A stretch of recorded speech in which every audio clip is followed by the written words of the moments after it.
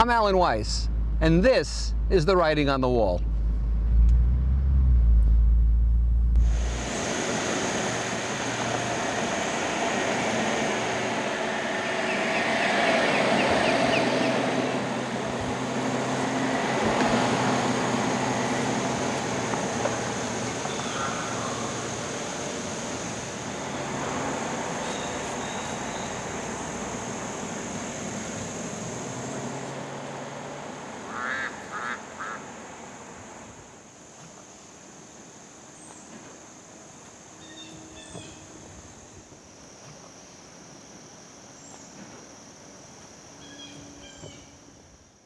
Welcome back to The Writing on the Wall. This episode is Life's Ironies.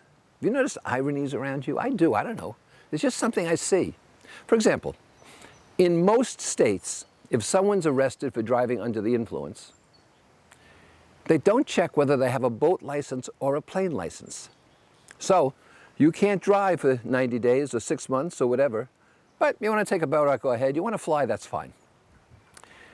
New York Times, once again, in a survey, found that over 40% of teachers use AI personally and think it's an important tool, but over 50% of teachers don't want to see it in the classroom. Juxtaposition there, I'm not so sure. You know, we live on 6 acres here, and my dogs could run free, and most of it's wild. But if you walk a dog on any public street, you have to pick up the waste when it relieves itself for, you know, pollution and environmental purposes. Yet you pick it up and put it in a plastic bag. Not sure about that one. Pro golfers, tennis players, call penalties on themselves. I move the ball, that's a stroke penalty. Tennis player will say, you called that out, but it hit the line. Give my opponent credit. But baseball players and football players and basketball players, they cheat all the time. They cheat as much as they can. God knows what goes on underneath, you know, a pile where they try to recover a fumble. People biting and kicking and grabbing the ball. And baseball teams steal signs. In fact, a manager got involved with technology to help steal signs. I think he was suspended. Now, of course, the Red Sox in Boston have hired him back because that's what they do. I find that there's better acting, and more acting actually, during a soccer game than on Broadway. These guys are getting killed. They're falling down. They're calling for EMTs. And after the referee makes a decision, they're up and they're running around like crazy again. When electric cars break down on the highway, they need a tow truck that has an internal combustion engine to get them the hell out of there. I'm sitting in a coffee shop and a black SUV pulls up, all black. And a big state trooper gets out of it. So I stand up and I take a look, and it's clearly an unmarked police car. The light array is hidden. There's no lettering on it at all, until I take a look at the rear and I see the license plate says State Police, Rhode Island. So I said to the trooper, you know, that's supposed to be an unmarked car, but it has a state trooper license plate.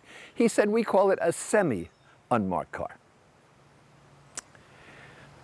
When you leave on an airline, and I've got over 4 million air miles, when you leave the gate on time, and then sit on the tarmac 20 feet away for 45 minutes, that flight has left on time. That's why they do it. They get it the hell away from the gate because they get credit for an on-time departure. Doesn't matter what happens to you after that. Conversely, when you come back, you'll often find, if you fly from, I don't know, San Francisco to New York, you're 45 minutes early. And the pilot will say, you know, we had strong tailwinds. It's not the tailwinds, nor did he find a shortcut. The airlines have caught on, they've padded the schedules. Almost every flight arrives early because they pad the schedule so they appear longer than they need to be. So the airline on-time business has improved significantly. So I think that we have to be careful of the ironies in life because they do not keep us on the straight and narrow. They wander off for us. And I think that some of the greatest ironies are that we tend to call politicians statesmen, when statesmen are probably right now approaching the dodo bird in terms of the length of their disappearance.